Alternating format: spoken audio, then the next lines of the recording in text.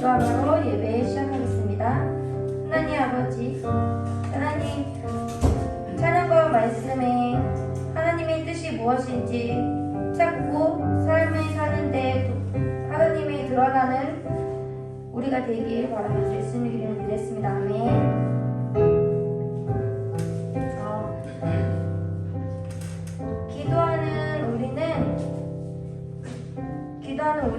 기도는 우리의 안식입니다. 항상 기도하는 삶이 되시기를 바랍니다.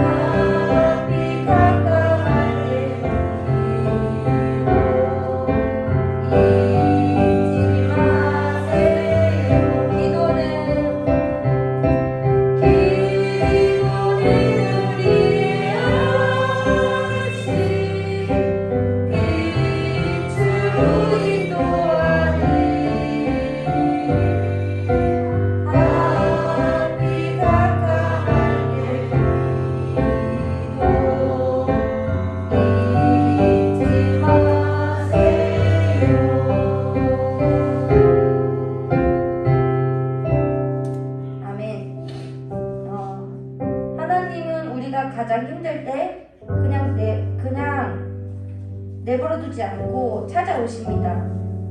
나와 함께 하시고 끝없이 저희에게 말씀하시죠. 그 말씀을 귀 기울이고 하나님에게 우리 마음속에 들어올 수 있는 그런 성도들이 되시기를 바랍니다. 네. 오늘과 여인처럼 찬양 드리겠습니다.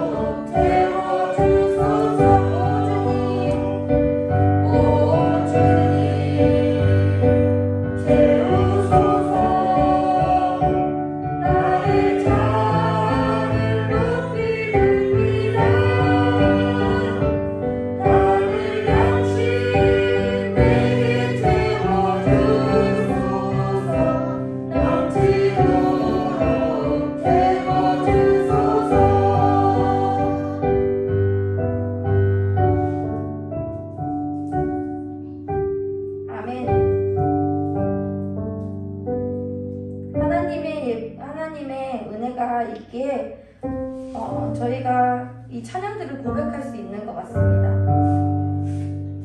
하나님의 은혜가 당연하다고 여기지 않고 더 그 은혜를 구하는 성도들이 되시기를 바랍니다.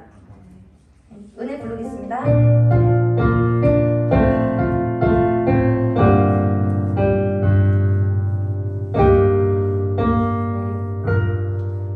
내가 두려웠던 모든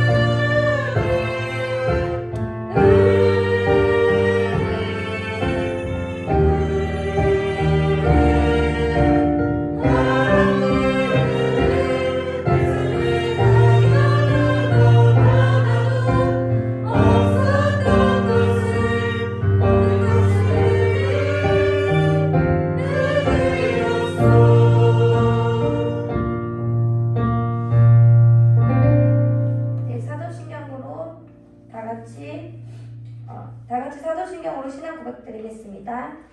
전능하사 천지를 만드신 하나님 아버지를 내가 믿사오며 그 외아들 우리 주 예수 그리스도를 믿사오니 이는 성령으로 잉태하사 공룡녀 마리아에게 나시고 본디오 빌라도에게 고난을 받으사 십자가에 못 박혀 죽으시고 장사한지 사흘 만에 죽은 자 가운데서 다시 살아나시며 하늘에 오르사 전능하신 하나님 우편에 앉아 계시다가 저로서 산자와 죽은 자를 심판하러 오시랴.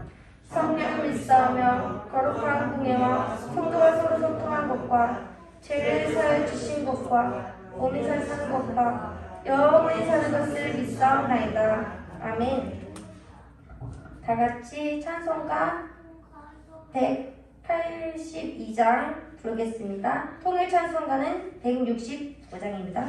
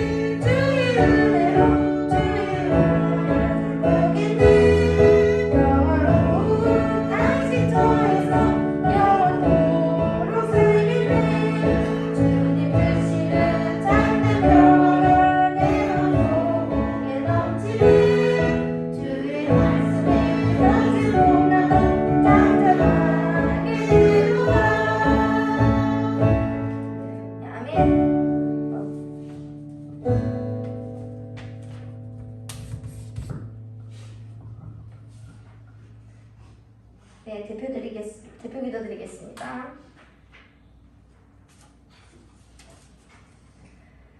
하나님 아버지, 이 자리에 예배 자리에 인도하게 하심에 감사합니다. 하나님 아버지, 지금 저희가 이렇게 예배하게 하고 이 자리에 오게 하심에 하나님의 은혜가 아니면은 이 자리에 올 수 없음에 고백합니다. 하나님 아버지, 우리가 이 세상 살 때 정말 힘들고 어려운 일이 있더라도 하나님을 붙잡고 하나님을 더 가깝게, 하나님의 관계가 더 깊은 관계가 될 수 있게 도와주시고, 그 관계를 메울 때 하나님께서 저희에게 말씀하시고 저희에게 속삭여 주시기 감사하게 기도드립니다. 하나님 아버지, 그리고 지금 힘들고 어려운 시기들이 있습니다. 코로나로 인해서 어렵고 힘들고 전쟁 때문에 힘들고 어려워하시는 분들이 너무 많습니다. 가난한 나라는 더 가난하게 되고 부자같이 힘이 센 나라는 더 힘이 세고 있습니다. 하나님 아버지, 이 마지막 때 우리가 어떻게 하나님한테 더 가까이, 하나님한테 더 은혜롭고 하나님한테 그 뼈대를 찾아서 잃어버리지 않고 하나님을 더 붙잡는 저희 성도들이 되게 기도합니다. 하나님 아버지, 정권이 지금 바뀌고 있습니다. 하나님 아버지께서 그 정권에 은혜를 더하시고 아버지 우리나라가 정말 우리나라뿐만 아니라 그 다른 나라에도 영향력을 끼치는 우리 대한민국이 될 수 있게 도와주시고 그 대한민국뿐만 아니라 그 옆에 있는 나라들 중국이나 일본이나 북한 또한 하나님께서 그 영향력으로 비치셔서 정말 하나님의 이름을 더 널리 알리는 그런 우리 성도들이 될 수 있게 도와주시옵소서. 하나님 아버지 이 자리에 없는 성도들도 하나님께서 은혜를 주시고 동일한 하나님의 말씀에 그 씨앗을 심고 아버지 피우는 그런 아버지 성도들이 될 수 있게 도와주시고 정말 멀리서 있는 레바논 선교사님과 몽고 선교사님도 하나님께서 인도해 주시고 그 하나님의 은혜와 동일한 은혜를 주시옵소서. 하나님 아버지 하나님께서 그 자꾸 힘든 아이들을 통하여 하나님께서 은혜를 주시고 하나님 아버지 정말 하나님의 일이 더 크시고 하나님의 그 일이 정말 신실하게 아버지 일하시는 것을 저희 눈으로 볼 수 있게 도와주시옵소서. 예수님을 기도했습니다. 아멘.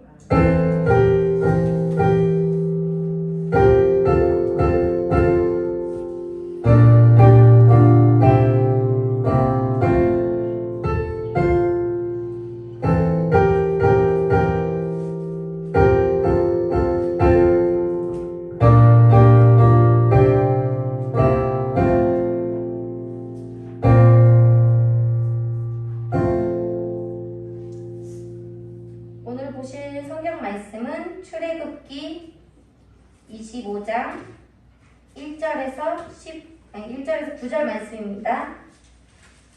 출애굽기 25장 1절에서 9절 말씀입니다. 제 성경으로는 19쪽입니다.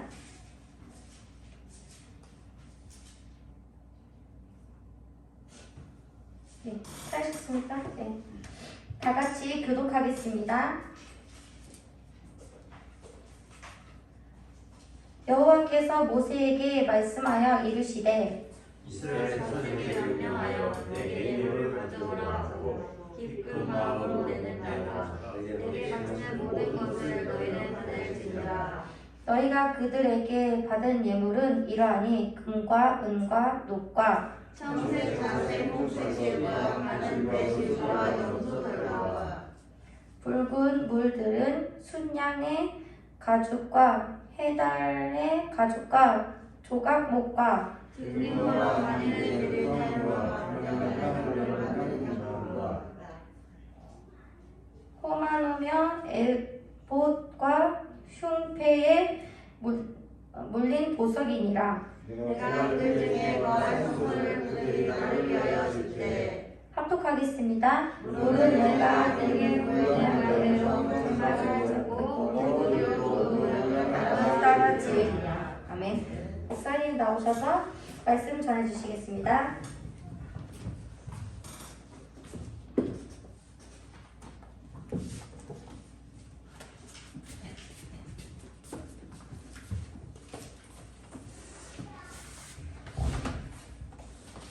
하나님 말씀, 오늘 우리가 함께 나눈 하나님 말씀은요, 출애굽기 25장 1절과 9절의 말씀으로 하나님의 성전으로 드려진 기쁨이라는 제목으로 우리가 함께 나누도록 하겠습니다. 우리 전도사님이 예배를 인도했는데요, 그 멘트 한마디 한마디가 하나님 권위로부터 왔다라는 사실을 저와 여러분이 느꼈으면 좋겠어요. 그냥 우리 이렇게 앉아서 예배드리는데 그 멘트 한마디 한마디가 그냥 사람의 입에서 나는 소리가 아니라 그 멘트 한마디 한마디가 하나님의 권위로부터, 사람이 하는 것이 아니라 하나님 권위로부터 왔구나라는 것이 이렇게 느껴지고 경험됐다는 것입니다. 오늘 은혜라는 찬송가 가사에 보면은 4절이죠. 하나님의 자녀로 살며 오늘 찬양하고 예배하는 삶, 복음을 전할 수 있는 축복이 당연한 것이 아니라 은혜였다라고 이야기했죠. 하나님의 자녀가 나오는데요. 오늘 우리가 함께 나누는 출애굽기 25장 1절과 9절의 말씀에 보시면은 하나님의 성전으로 드려진 기쁨이 뭐냐면은 하나님의 자녀로 사는 삶을 말한다는 것입니다. 그래서 하나님의 나라의 가족의 일원으로서 내가 그 삶에 있어서 하나님의 자녀가 되었고 그 삶에 있어서 내가 그냥 어떤 종으로서가 아니라 이렇게 함께 살아가는 삶을 말하고 있다는 것이죠. 그렇게 우리가 그리스도 예수 안에서 하나님의 자녀로 만들어지고 빚어지어 가면서 하나님의 그 창조하심을 우리가 보게 되면 우리가 하나님의 형상으로 지음받은 그 하나님의 성전임을 성경은 말해주고 있다는 것입니다. 오늘 우리 출애굽기 25장 1절과 9절의 말씀 함께 나누려 했습니다. 저와 여러분이 지난 설교 때 무엇을 보았냐면요. 출애굽기 24장 1절부터 11절 시내산 언약에 있어서 보았다는 것입니다. 그래서 뿌린 피라는 것을 보았죠. 이 시내산 언약이 체결된 것에 있어서 함께 나눴다는 것입니다. 그러고 나서 9절과 11절에 매우 중요한 성경 구절이 있죠. 모세와 전도사님 넘겨주세요. 모세와 아론과 나답과 아비후와 이스라엘 장로 70인이 올라가서 이스라엘의 하나님을 보니 그의 발 아래에는 청옥을 편듯하고 하늘같이 청명하더라. 이게 하늘을 보여주고 있다라는 거예요. 하나님이 이스라엘 자손들의 존귀한 자들에게 손을 대지 아니하셨고 하나님 앞에 올라가면 당연히 죽을 수밖에 없었던 죄인들이 지금 죽지 않고 있다는 것입니다. 그리고 그들은 하나님을 뵙고 먹고 마셨더라라고 멀리서 경배했던 이들이 지금 하나님을 뵙고 하나님 앞에서 먹고 하나님과 함께 마시는 삶을 누리고 있다는 것이죠. 여기에는 무엇이 전제됐냐면은 바로 희생의 제사, 피가 있었음을 우리가 보이고 있다는 것입니다. 그 피로 인해서 이들이 하나님 앞에서 죽을 수밖에 없었던 하나님 앞에서 이들이 먹고 마시고 즐기더라는 것입니다. 자, 사실 이와 같은 모습은 언약 체결에 있어서 가장 궁극적인 모습이라는 거예요. 언약을 체결하신 이유가 뭐냐면은 하나님 안에서 먹고 마시고 즐기기 위함이라는 것입니다.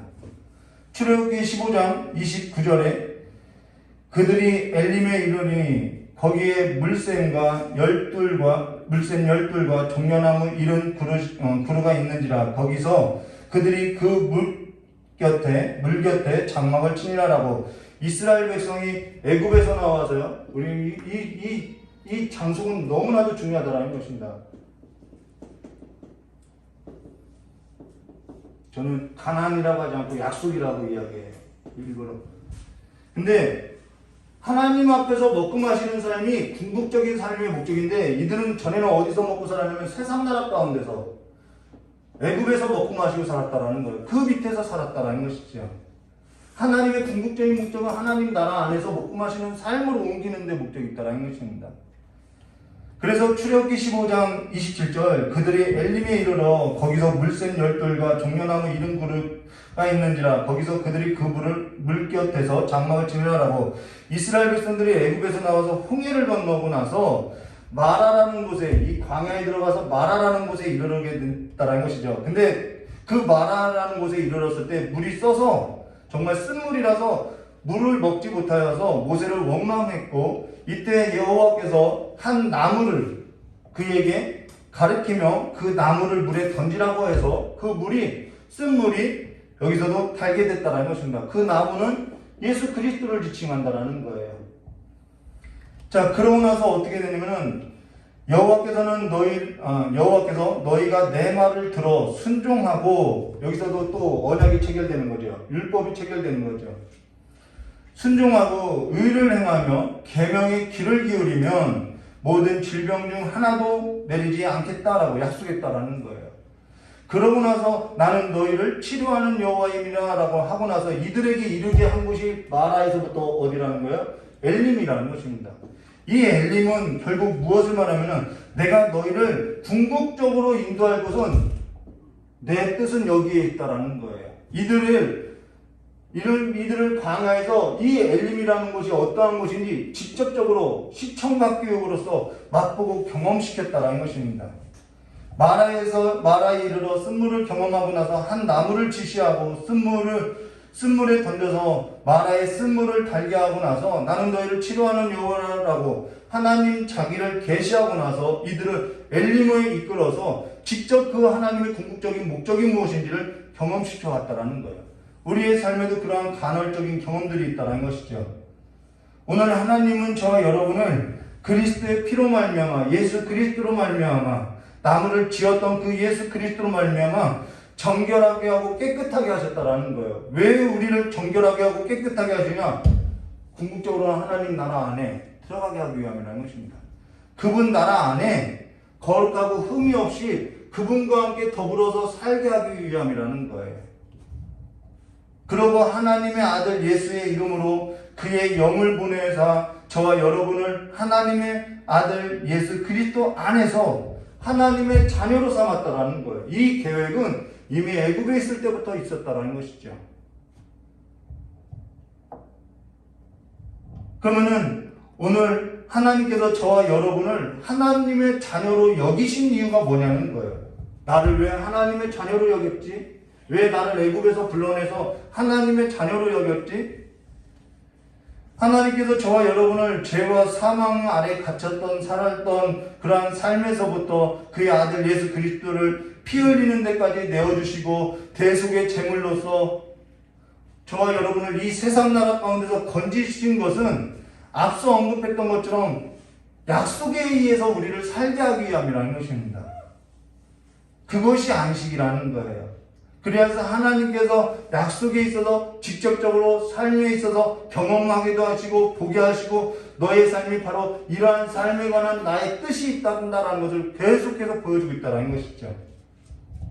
근데 하나님께서 저와 여러분을 세상 나라 가운데서 건져서 그 아들의 영을 보내사 하나님을 아버지라고 부르게 하신 것은 무엇을 상속받게 하기 위함이냐면 하나님 나라에 있어서 상속받게 하기 위함이라는 것입니다.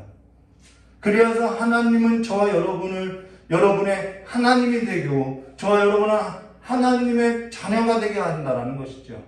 그것이 출애굽기 내용 아닌가요?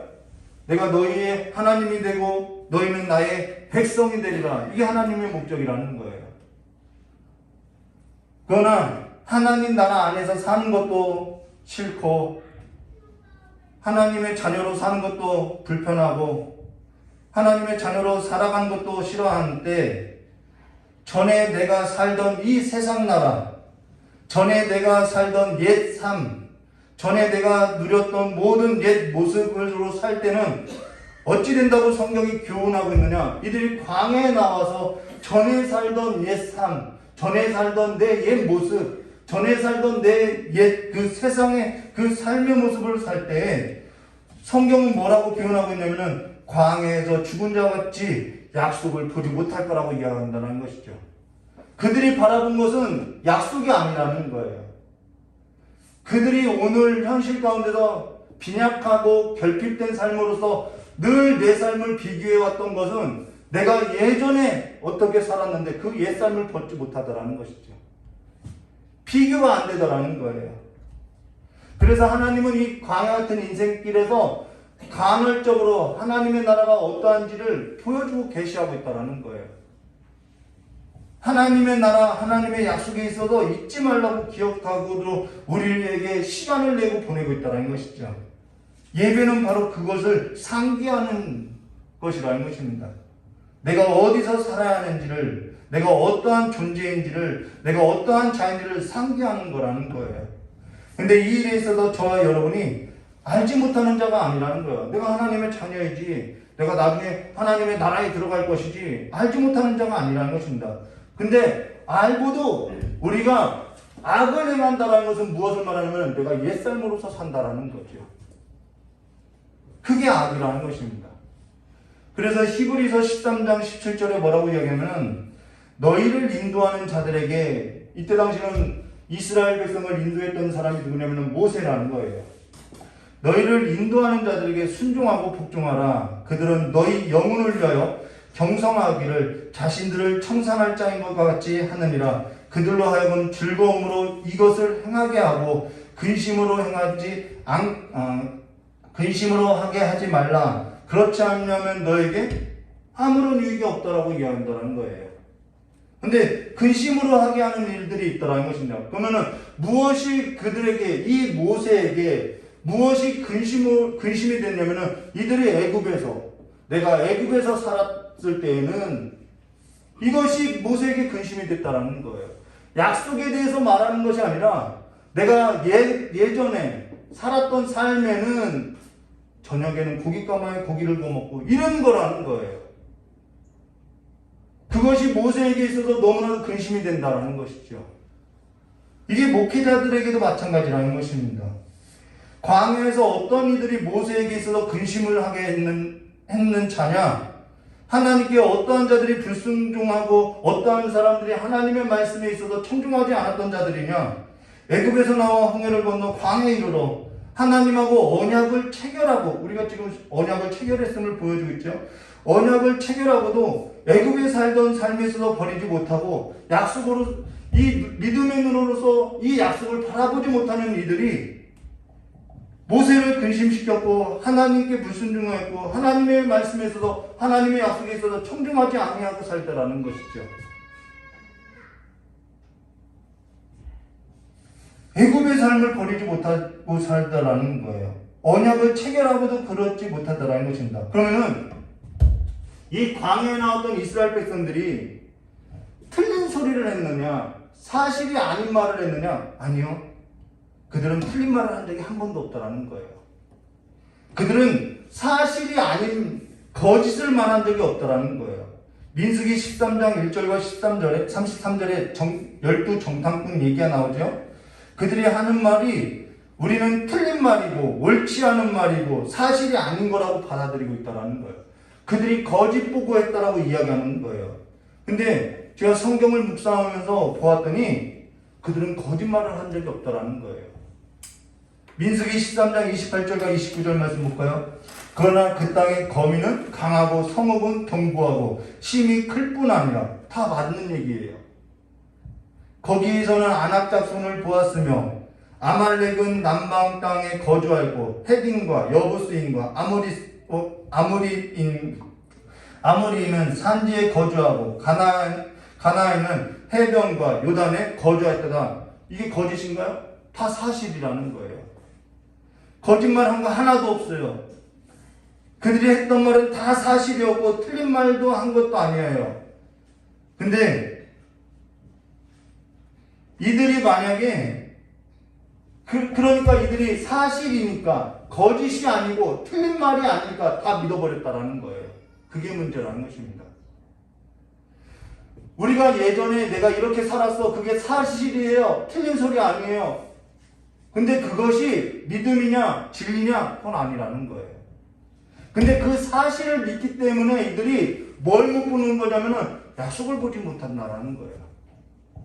틀린 소리가 아니니까, 맞는 소리니까, 그들이 말이 옳은 소리니까 이들이 뭘 보지 못하고 살아가요? 약속을 보지 못하고 살아간다는 것입니다.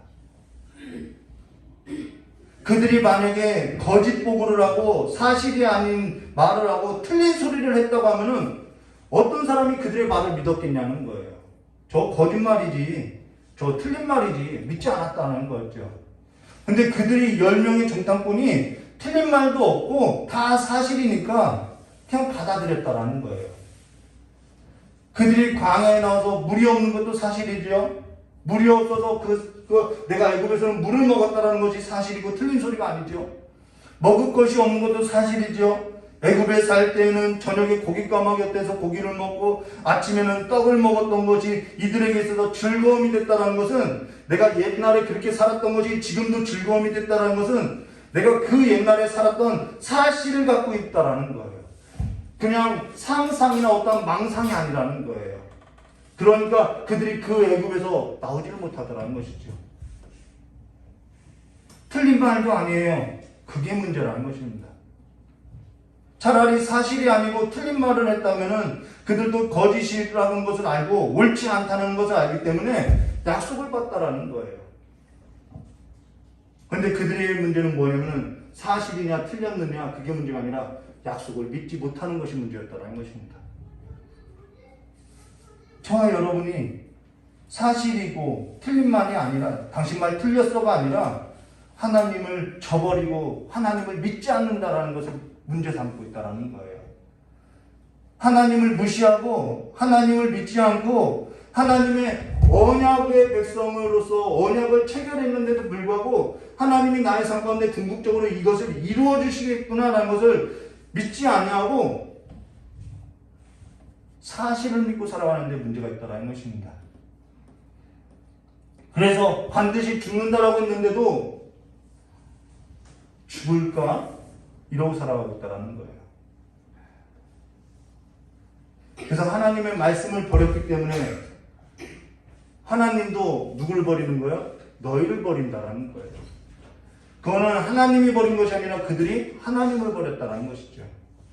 그렇게 하나님을 버리고 살아가고 있다는 것입니다.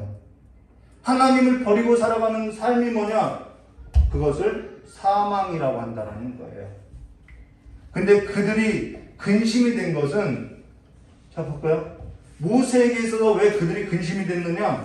그들이 영구한 도성이 있는데도 불구하고 영구한 도성이 없는 자와 같이 살더라는 거예요. 상속할 땅이 있는데도 상속할 땅이 없는 자와 같이 가난하게 살더라는 거예요. 그래서 땅에 속한 자와 같이, 애굽에 속했던 자와 같이, 세상 나라에 속했던 자와 같이 머리를 두고 마음을 거기에 두고 그들을 인도하는 자에게 근심이 되고 살더라는 것이죠. 그게 문제라는 것입니다.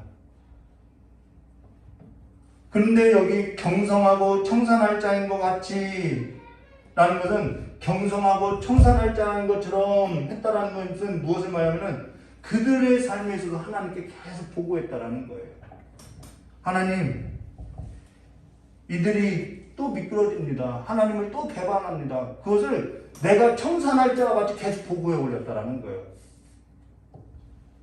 저녁마다 교회 나와서 기도하는 일이 뭐냐? 하나님, 어떤 성도가 미끄러지고 있습니다. 하나님, 어떤 성도가 짐승의 표를 받은 자와 같이 세속에 물들고, 어떤 성도는 지금 하나님의 말씀을 저버리고, 어떤 성도는 하나님 앞에 살려고 발버둥을 치고, 어떤 성도는 믿음으로 자라고 있습니다. 이런 이야기를 보고한다라는 거예요. 어떤 성도는 긴 세월 동안 눈물을 흘려 기도하여도 하나님의 처소에 있어서 생각지 못하고 살아갑니다. 이런 기도를 하는 거예요. 그러한 일에 있어서 누가 증인이라는 거야? 하나님이 증인이시라는 것입니다. 근데 때로는 하나님께서 그 이름도 부르지 말라고 할 때들이 있더라는 거예요. 두렵지요. 가슴 아프지요. 근심이 되지요. 데살로니가전서 2장 19절과 20절 이렇게 말하죠. 우리의 소망이나 기쁨이나 자랑의 면류관이 무엇이냐? 그가 강림하실 때 우리 주 예수 앞에 너희가 아느냐? 너희는 우리의 영광이요 기쁨이라 라고 말한다는 것이죠. 부모에게 있어서 소망이고 기쁨이고 자랑이고 면류관이 뭐냐? 자녀들이라는 것입니다. 열매가 뭐냐? 자녀들이라는 거예요. 사실 근데 저 역시 목회를 하고 목회에 있어서 소망이 되고 기쁨이 되고 자랑이 되고 면류관이 되었던 적이 별로 없더라는 거예요. 제 삶을 돌아보니까 그래요. 이 글을 가만히 묵상하면서 제 삶을 보니까 늘 근심덩어리였다라는 것이죠. 위로가 되시죠? 근데 목회자가 되고 나고 부모가 되고 나니까 조금 바닷가에 모래알 만큼도 아니에요. 그보다도 못한 조금 느끼고 보고 경험하고 정말 먼지보다도 못하게 느끼니까 그것만 느껴도 그것만 깨달아도 삶이 완전히 달라지더라는 것이죠. 근데 주의 얼굴을 보호할 때 우리가 그의 영광이 얼마나 더 크겠냐는 것입니다. 오늘 저 여러분의 삶이 주 앞에 있다라는 거예요. 하나님 앞에 있다라는 거예요. 우리 각자의 삶이 하나님 앞에 있다라는 거예요. 근데 어떤 성도는 주 앞에 근심이 되고 어떤 성도는 주 앞에 소망이 되고 기쁨이 되고 자랑이 되고 면류관이 되는 성도들, 믿음의 성도들이 있다라고 이야기하더라는 것이죠. 하나님 나라에 있어서 하나님의 나라로 지어져가는 헌신된 자들이 있음을 성경은 말해주고 있다는 것입니다. 모든 가능성으로부터, 모든 가능으로부터 자유하게 된 자들이 있다는 거야. 하나님이 영이 계신 곳에 자유함이 있다라고, 이때도 구름 기둥과 불 기둥으로 하나님이 이들 가운데 성막을 지으라고 해서 그 성막 가운데 함께 하셨다라는 거예요. 그래서 그 삶에서 모든 것으로부터 자유케 된 자들이 있다라는 거예요. 그래서 하나님께 붙들린 삶으로서 그들이 하나님께 붙들려서 약속을 바라보게 되었다라고 성경은 말해주고 있다는 것이죠. 모든 것으로부터 자유케 됐다는 것이 무엇이죠? 우리 웨스트민스터 신앙국에서 보았죠. 모든 것으로부터 자유케 됐다는 것은 우리가 사랑이니 자비니 그런 모든 언약은, 그 모든 단어는 언약에서 나온다는 것입니다. 관계에서 나오는 단어라는 거예요. 모든 것으로부터, 모든 가능으로부터 자유하다는 것은 바로 언약으로부터 나오는 말이라는 것입니다. 우리가 하나님하고 언약이 체결되지 않을 때는요, 이 신을 섬기나 저 신을 섬기나 상관없다라는 거예요. 모든 것을 섬겨도 상관없었다라는 거예요. 근데 언약을 체결했다라는 것은 내가 애굽에 섬겼던 그 모든 것으로부터 뭐 했다라는 거예요? 자유하게 됐다라는 것입니다. 그 얘기가 자유라는 거예요. 언약 관계가, 하나님과 나와의 언약 관계가, 혼인 관계가 성사되었다라는 것입니다. 남녀가 서로 사랑하고 혼인을 약속했다면은 약속하기 전에 모든 사람과 교제하는 일에 있어서, 가능했던 일에 있어서 약속한 때로부터는 모든 가능으로부터 자유하게 됐다는 것은 혼인 관계에 있어서 충실해야 한다는 것을 말해줬다는 거예요.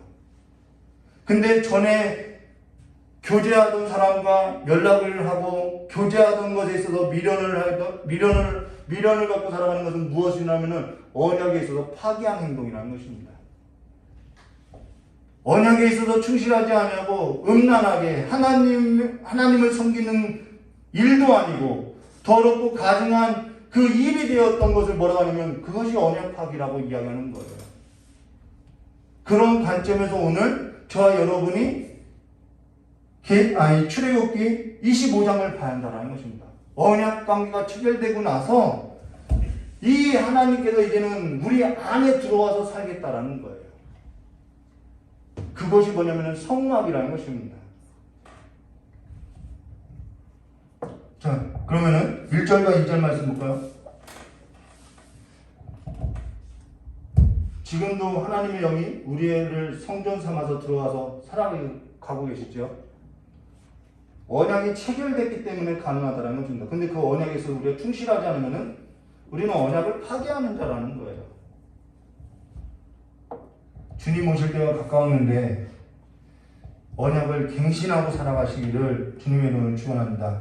1절과 2절 말씀 보도록 여호와께서 모세에게 말씀하여 이르시되 이스라엘 자손에게 명령하여 내게 예물을 가져오라 하고 기쁜 마음으로 내는 자가 내게 바치는 모든 것을 너희는 받을지어다 라고 이야기해요. 여기 내게 예물을 가져오라는 것은 성막을 지으려고 한다는 거예요. 어제 저희 딸이 아빠 성도들이 교회를 떠나는 이유가 헌금 때문이래 라고 이야기하더라는 거예요. 아빠도 알고 있어. 근데 오늘 저와 여러분이 헌금을 드리는 일에 있어서 우리가 생각해보래요. 어떤 마음이냐는 거예요. 어떠한 마음으로 지금 헌금에 관해서 내가 생각하고 있냐는 것이죠. 목회자가 헌금을 강요하는 것이 잘못됐다라고 이해하죠. 물론 잘못됐다라는 거예요. 목회자가 헌금에 있어서 근데요, 그거보다 목회자가 헌금에 있어서 가르치지 않는 것이 더 큰 잘못이라는 것입니다. 헌금이 목회자의 의도로 강요되는 것은 물론 잘못된 것이죠. 그러나 하나님의 의도에 있어서 전달하는 것이라고 한다면은 잘못된 것이 없다라는 거예요. 가령 비유로서 남편이 아내를 죽도록 사랑해야죠. 아내는 남편에게 복종해야죠. 근데 남편이 아내에게 야, 성경에 아내는 남편에게 복종하래 라고 한다고 하면서 그렇게 적용한다면 이건 잘못된 적용이라는 것이죠. 목회자가 헌금에 있어서도 그렇게 적용한다는 것은 잘못된 적용이라는 것입니다. 그러나 거역하는 아내에 있어서는 교훈할 수는 있다는 것이죠. 그리고 남편은 아내에게 죽도록 남편은 아내를 죽도록 사랑해야 한다는 것이죠. 남편도 말씀 앞에 자기 삶을 두고 살아야 한다는 것입니다. 말씀에 그렇게 말했기 때문이죠. 그리고 아내에게 자기의 어떤 의도성을 가지고 적용해서는 안 된다는 거예요. 하나님의 말씀에 근거해서 적용해야 하는 것이죠. 그리고 아내가 복종하는 것은, 아내가 말씀 앞에서 사는 것은 아내의 몫에 있다는 것입니다. 내 몫에 있지 않다라는 거예요.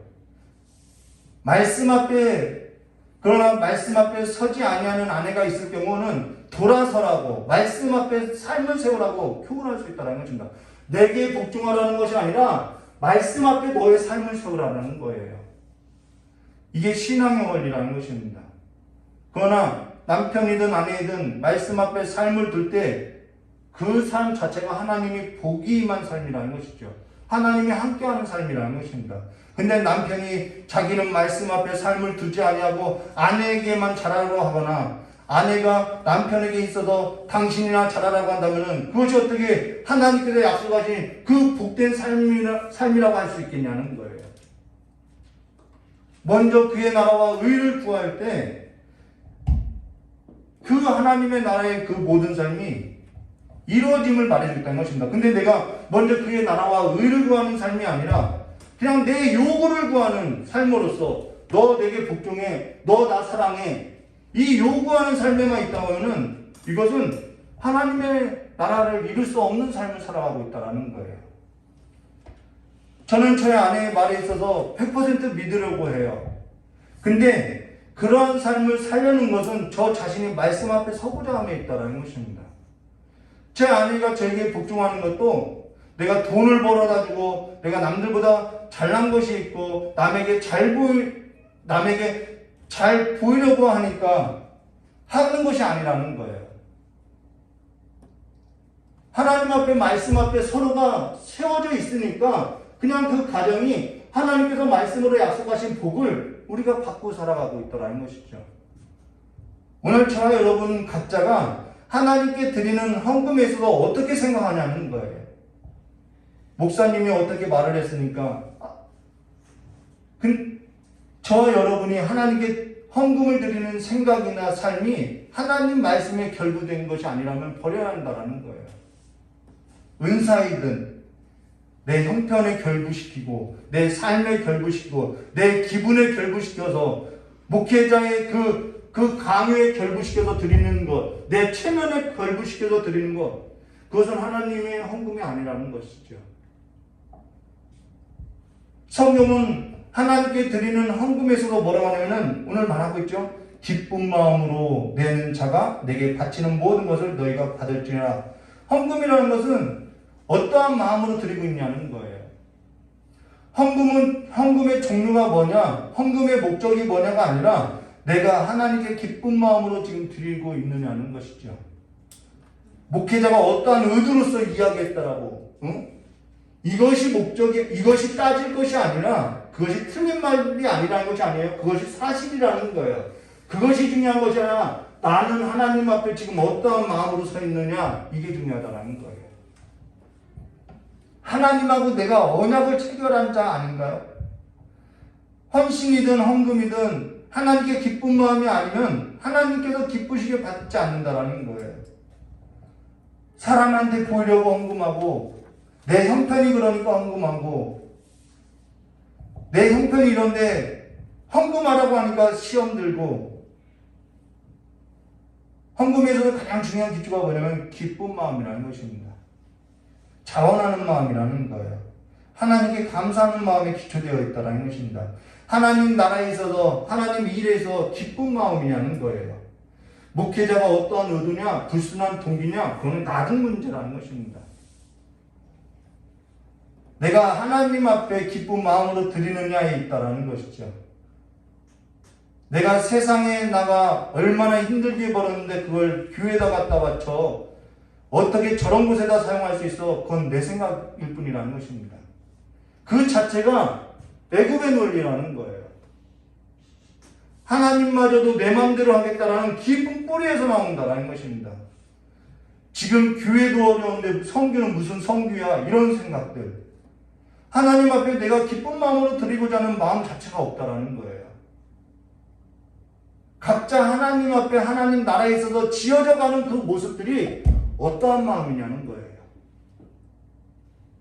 헌신이나 헌금을 드리라고 하는 목회자는 나쁜 목사고, 헌신이나 헌금을 드리지 말라고 하는 목사는 좋은 목사이고,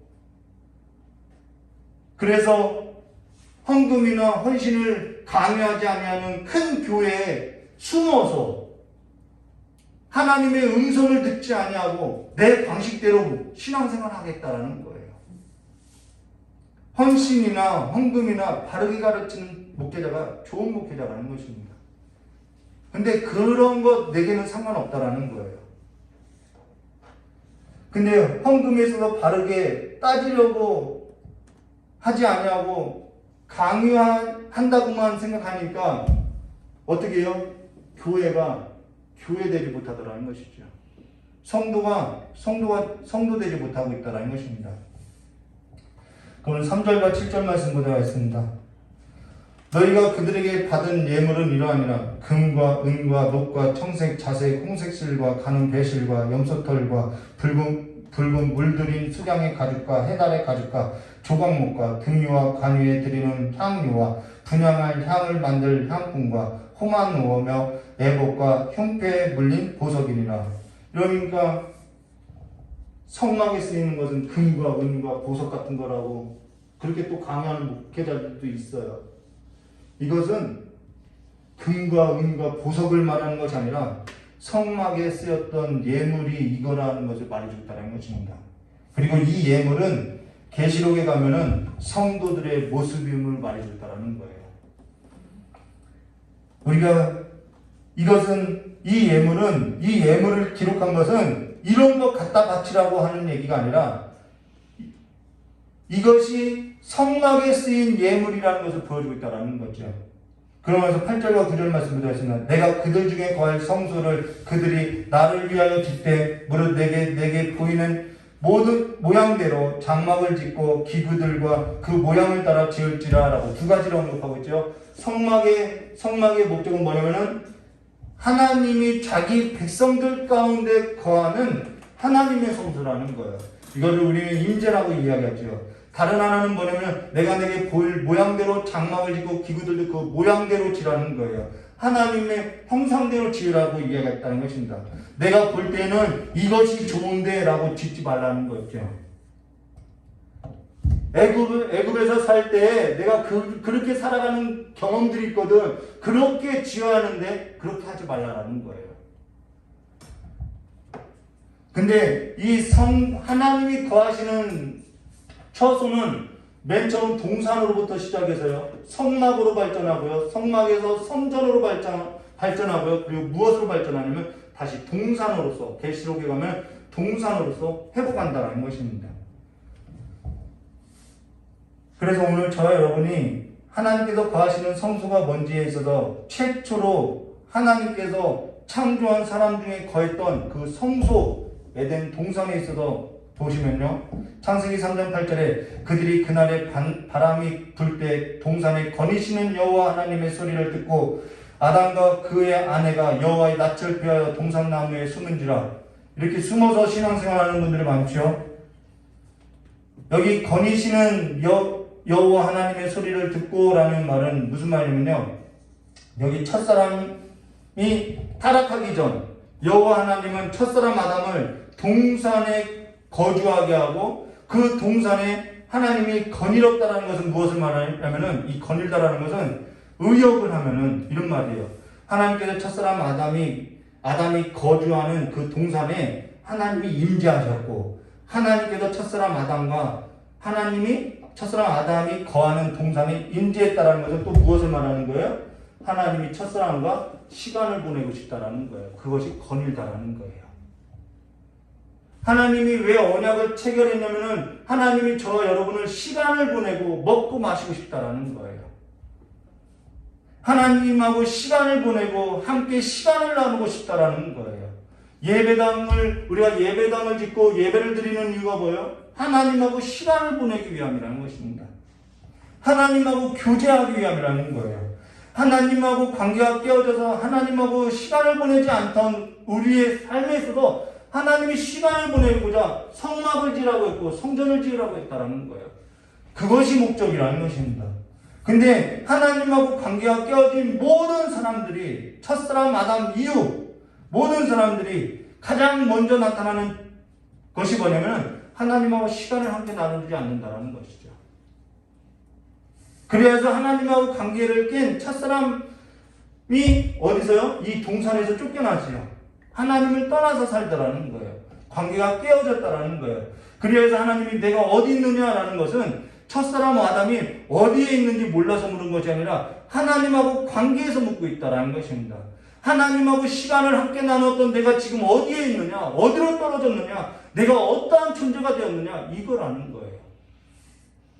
그러고 나서 이들이 에덴에서 쫓겨나서 어떻게 되죠? 창세기 3장 22절과 24절 여호와 하나님이 이르시되 보라 이 사람이 선악을 아는 일에 우리 중 하나같이 되었으니 그가 그의 손을 들어 생명나무의 열매를 따먹고 영생할 거 아니라 죄 있는 모습으로 살까 두려워한다라는 거예요. 하나님하고 영원히 떠나서 살까 두려워한다라는 거예요. 여호와 하나님이 에덴 동산에서 그를 내보내어 그의 근원된 땅을 갈게 하시니 이같이 하나님이 그 사람을 쫓아내시고 에덴 동산 동쪽에 그룹들과 두루두는 불칼을 두어 생명나무의 길을 지키게 하신다. 그럼 모든 사람들이 어떠한 길로 가게 됐냐? 창세기 4장 16절과 17절 가인이 여호와 앞을 떠나서 살게 되는 거예요. 에덴 동쪽 놋 땅에 거주하더니 아내와 동침하며 그가 임신하여 에녹을 낳은지라 가인이 성을 쌓고 그 아들의 이름으로 성을 이름하여 에녹이라 하니라라고 자기 성을 쌓고 살아가더라는 것이죠. 그래서 하나님을 떠난 모든 사람들의 인생의 패턴이 뭐냐면 자기 성을 쌓고 사는 삶이라는 거예요. 그래서 하나님께서 약속한 이들에게 준 땅은 하나님 앞에 떠났던 동쪽으로 우리가 이 여리고를 어떻게 들어가요? 이 가나안 땅은 이렇게 동쪽으로 해서 들어가지요. 그냥 이렇게 들어가면 되는데 굳이 이렇게 돌아서 동쪽으로 해서 들어간다는 것입니다. 떠났던 삶의 자리에서 다시 돌아오라는 거죠. 성막이 세워진 그 성막도 문이 어디에 있냐면 동쪽에 있다는 것입니다. 거기서 나와서 내가 너하고 시간을 보내고 싶은 그 삶으로 발걸음을 옮기라는 거예요. 자기 성에 갇혀서 살아가는 삶이 아니라 거기서 나와서 하나님하고 시간을 함께 보내는 삶의 길을 떠나라는 거예요. 그래서 하나님의 부름을 받고 언약이 체결된 자는 내 삶에 갇혀서 사는 것이 아니라 하나님을 찾아서 떠나는 삶에 있다는 것입니다. 하나님하고 시간을 보내고자 하는 삶에 있다는 거예요. 그래서 교회당에도 시간을 정해놓고 나오나요? 보고 싶으니까 나오는 거죠. 하나님께서 죄로 인해 멀어졌던 죄인을 위해서 다시 하나님하고 끊어졌던 관계와 교제와 시간을 보내고자 뭘 지으라는 거예요? 성막을 지으라고 한다는 거예요. 그러고 나서 이들에게 레위기서 18장 3절과 4절 말씀 보면 어떻게 나오냐? 너희는 너희가 거주하는 애굽 땅의 풍습을 따르지 말고 나오지요. 내가 너희를 인도할 가나안 땅의 풍습과 규례도 행하지 말고 너희는 내 법도를 따르며 내 규례를 지키며 그대로 행하라. 나는 너희 하나님 여호와니라. 레위기서 18장 24절과 25절 너희는 이 모든 일을 스스로 더럽히지 말라. 내가 너희 앞에서 쫓아내는 족속들이 이 모든 일로 말미암아 더러워졌고 그 땅도 더러워졌으므로 내가 그 악으로 말미암아 벌하고 그 땅도 스스로 그 주민을 토하여 냈느니라. 26절과 27절 너희가 전에 있던 그 땅 주민이 이 모든 가증한 일을 행하였고 그 땅도 더러워졌느니라. 너희도 더럽히면 그 땅이 너희가 있기 전 주민을 토한 같이 토할까 하노라. 토한다라고 이야기해요. 계시록에도 이런 재앙을 받았던 책망을 받았던 교회가 있죠. 하나님과 더불어 먹지 않고 하나님을 문 밖에 세워둔 교회, 라오디게아 교회를 하나님이 하나님의 그 삶에서 토하낸다라고 이야기하고 있다는 것이죠. 근데 이들이 약속한 땅에 들어가서 약속한 기업 안에서 그들 중에 거하는 이 성막이 있는데도 불구하고 가증한 일을 행하고 살더라는 거예요. 애굽의 풍습을 버리지 못하고 가나안의 풍습을 버리지 못하다라는 거예요. 그러고 나서 그들이 솔로몬 때에 와서 그 약속의 기업 안에서 성전을 짓게 됐다는 것이죠. 근데 솔로몬 때 하나님의 성전을 건축하고 나서 솔로몬이 어떠한 짓을 했느냐? 똑같아요. 성막이 있든 성전이 세워지든 열왕기상 11장 6절과 8절 솔로몬이 여호와의 눈 앞에서 악을 행하여 그 악이 뭐죠? 그의 아버지 다윗이 여호와를 온전히 따른 것 같이 따르지 아니하고 모압에 가증한 그무스를 위하여 예루살렘 앞 산에 산당을 지었고 또 암몬 자손의 가증한 몰렉을 위하여 그와 같이 하였으며 그가 또 그의 이방 여인들을 위하여 다 그와 같이 하니라. 그들이 자기 신들에게 분향하며 제사했더라. 예루살렘 성전을 지어놓고 당시일과 제단 사이에서 우상을 섬기더라는 거야. 하나님도 좋고 우상도 좋고 교회도 좋고 세상도 좋고 다 좋다라는 거예요. 나의 이익만 되면은. 그게 혼합 종교지요. 그게 우상 숭배지요. 그게 언약을 파괴하는 행위지요. 그러고 나서 9절과 11절 솔로몬이 마음을 돌리죠. 이스라엘 하나님 여호와를 떠남으로 그가 뭐 어디 타국으로 갔나요? 아니요. 그 마음이 떠났다라는 거예요. 여호와께서 그에게 진노하시니라. 여호와께서 일찍이 2번이나 그에게 나타나시고 이 일에 대하여 명령하자 다른 신을 따르지 말라 하셨으나 그가 여호와의 명령을 지키지 아니하므로 여호와께서 솔로몬에게 말씀하시되 내가 이러한 일이 있었고 또 내가 내 언약과 내가 내게 명령한 법들을 지키지 아니하였으니 내가 반드시 이 나라를 내게서 빼앗아 내 신하에게 주리라라고 그 하나님께서 주신 것에 관해서 빼앗아서 신하에게 넘겨줬다라는 거예요. 그대로 됐죠. 그리고 그 땅이 그 백성을 토하여서 내쳤다라는 것이죠. 그게 뭐냐면 바벨론 포로로 노예로서 끌려갔다라는 것이죠. 이들이 하나님을 섬기지 않은 것이 아니에요. 우리는 이스라엘 백성이 무슨 마치 하나님을 섬기지 않은 백성으로서 여기는데 아니요, 그들은 하나님을 섬겼다라는 거예요. 근데 하나님도 섬기고 세상 나라의 다른 신들도 섬겼다라는 거예요. 그러나 사실 그들은 하나님을 섬겼던 것이 아니라 그들 마음은 하나님을 둔 것이 아니라 세상 나라의 다른 신을 두고 다른 신들에게 향하였다라는 거죠. 하나님이든 세상 나라의 다른 신이든 상관없었다라는 거예요. 내게 이익만 되면 된다라는 거죠. 예배 때 예배당에 나와도 예배가 마치면은 예배당 밖에서는 내가 교회로서 사는지 하나님의 자녀로 사는지 내가 세상 나라 가운데 머리를 두고 살아가는 사람인지 그건 내게 그렇게 중요하지 않아요. 그냥 나는 내가 살아가는 즐거움만 있으면 된다라는 거예요. 나만 행복하면 된다라는 거예요. 내게 있어서 세속의 복을 가져다 줄 자가 누구인지만 알면 된다라는 거예요. 내게 있어서 세속적인 즐거움을 가져다 줄 자이면 된다라는 거예요. 그게 혼합종교라는 것입니다. 그게 하나님께로부터 온 것이든 세상 나라의 다른 신으로부터 온 것이든 그게 내게 중요하지 않다라는 거예요. 그들에게 중요한 것은 나의 즐거움에 있고 나의 이익에 있다라는 것입니다.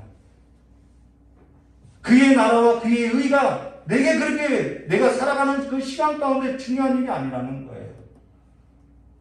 어제 저녁 예은쌤에 관해서 이렇게 저희 딸하고 얘기를 나눴어요. 저희 딸이 그런 얘기 했어요. 하나님을 사랑하면은 하나님께서 좋은 것으로 채워주시더라.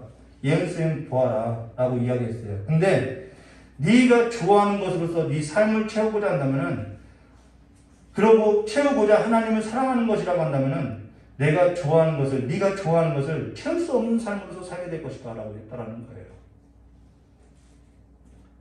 먼저가 뭔지 모르고 있다라는 거죠. 오늘 저 여러분이 예배당에 나와 하나님하고 시간을 보내고 나서 집에 와서 하나님하고 시간을 보내지 않고 살아갈 수 있다라는 거예요. 함께 시간을 보내는 것이 뭔지도 모르는 내가 그러한 삶을 살아보지 않았기 때문에 그것이 뭔지 잘 모르고 살아갈 수도 있다라는 거예요. 오늘 저 여러분이 하나님이 좋아서 하나님하고 시간을 함께 보내고 있다고 한다면은 예배당 아니든 예배당 밖이든 교회로서 살게 됐다는 것입니다. 하나님하고 시간을 함께 나누는 삶으로서 살게 된다는 거예요. 그것이 뭐냐면은 하나님이 거니시는 곳이라는 거예요. 그것이 하나님의 성전이라는 거예요. 하나님의 성막이고 그것이 교회라는 거예요. 성경은 한 번도 건물을 가지고 교회라고 성전이라고 성막이라고 한 적이 없다라는 거예요. 하나님하고 교제가 이루어지는 곳, 하나님하고 시간이 보내지는 곳, 두세 사람이라도 하나님의 이름을 부르고 하나님하고 시간이 보내어지는 곳, 거기가 성전이라고 한다는 것입니다. 요한복음 2장 21절 그러나 예수는 성전된 자기 육체를 가리켜 말씀하신 것이라. 예수 안에 하나님하고 이 교제가 있기 때문에 예수님이 성전이라는 거예요. 그러면서 에베소서 2장 21절과 22절 그 안에서 건물마다 서로 연결하여 주 안에서 성전이 되어가고, 우리가 어떻게 성전이 되어가요? 예수 안에 있기 때문에 성전이 되어갈 수 있다는 것입니다. 너희도 성령 안에서 하나님이 거하실 처소가 되기 위하여 그리스도 예수 안에서 함께 지어져 가느니라. 그래서 오늘 저와 여러분이 하나님의 성전이 되었죠. 고린도전서 3장 16절과 17절 너희는 너희가 하나님의 성전인 것과 하나님의 성령이 너희 안에 계시는 것을 알지 못하느냐. 누구든지 하나님의 성전을 더럽히면 하나님이 그 사람을 멸시하느니라. 하나님의 성전은 거룩하니 너희도 그러하리라. 근데 계시록에 보면은 이 라오디아 교회가 하나님하고 더불어 먹고 살아가는 시간들이 없더라는 거예요. 나는 부유하다, 나는 부자다 하면서 하나님하고 시간을 보내지 않더라는 것이죠. 예수 그리스도가 하나님의 성전이며 저 여러분이 하나님의 형상대로 하나님의 모양대로 지음을 받은 하나님의 영이 거하는 하나님의 성전이라는 것입니다. 저와 여러분을 하나님의 형상대로 지으시고 그의 피로 거룩하게 하고 그의 영이 거하는 하나님의 성전으로 지은 것은 왜 지었다고요? 하나님께서 저와 여러분을 함께 시간을 보내기 위함이라는 것입니다.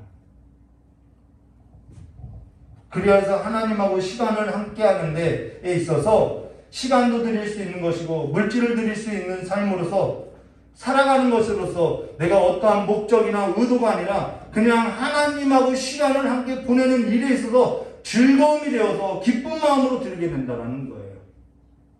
하나님의 영이 거하는 하나님의 성전으로 지어져가는 그 삶의 즐거움이 있기 때문에 내 몸을 드리고 내 시간을 드리고 내 삶을 드리고 내 물질을 드리는 일이 어렵지 않더라는 것이죠. 저의 설교는 어떠한 방법으로 가르치지 않아요. 여러분 이렇게 하면 이렇게 복 받습니다. 이런 비결 같은 거 없어요. 신앙에 있어서 본질이 뭔지를 말해주고 있죠. 그러나 신앙에 있어서 본질에 붙들린 자의 삶이라는 것은 어떠한 방법으로 되어지는 것이 아니라 신앙에 있어서 본질에 붙들린 것이 그가 살아가는 삶이고 방법이다라는 것이죠. 삶이 뒤집혔다라는 것입니다. 농사를 짓는 사람들이 농사를 지을 때 밭을 내버려 두고 단단하게 굳은 것을 그냥 하나요? 밭을 뒤집어서 씨를 뿌리죠. 그와 같이 우리의 삶이 하나님으로 말미암아 기경되는 삶으로서 살아가게 되었다라는 것이죠. 오늘 예배당에 나와 예배했다고 해서 저와 여러분이 하나님하고 시간을 보냈다라고 생각하는 것은 잘못된 생각이라는 거예요. 하나님의 영이 거하는 하나님의 성전으로 하나님을 사랑하고 하나님께 우리 자신을 드리는 삶으로서 영적인 예배자로서 성공자가 되시기를 주님의 이름으로 축원합니다. 같이 기도하도록 하겠습니다. 고맙고 감사하신 하나님 아버지, 하나님께서 우리에게 시간을 보내고자 우리에게 가까이 오셨고 계속해서 우리와 언약을 체결하시면 이제는 다시 한번 기억하는 삶으로서 주님과 함께 먹고 마시는 삶으로서 하늘 평안을 갖고 살아가는 삶이 될 수 있도록 복을 내려주시길 간절히 원하오며 기어오신 예수님의 이름으로 축복하며 기도드리옵나이다. 우리 찬송가 217장 부르고 드려진 헌금에 기도하고 축도로 예배를 마치도록 하겠습니다. 내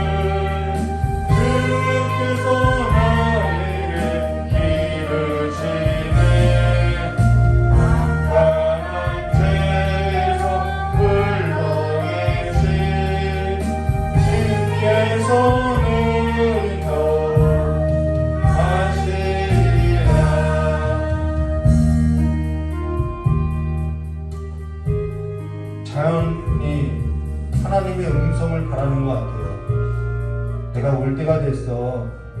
내가 너 보고 싶어도 올 때가 됐어. 막 이렇게 말하는 것 같아요. 여러분 마음을 속히 주께로 돌이키시기를 주님의 이름으로 축원합니다. 이 시간 깨달은 말씀 듣고 기도하도록 하겠습니다. 고맙고 감사하신 하나님 아버지, 우리 모든 성도의 그 모든 삶이 주께로 돌이켜서 이제는 하나님 오실 길을 준비하는 자들로서 단정한 그 신부와 같은 삶으로서 헛된 것을 벗어던지고 이제는 모든 것으로부터 모든 가능으로부터 자유케 된 자로서 언약에서 충실된 자로서 하나님의 언약을 아버지 언약에 붙들려서 살아가는 자들로서 하나님께 마음을 두고 뜻을 두고 살아가는 삶이 될 수 있도록 주께서 복을 내려주실 간절히 원하고 합니다.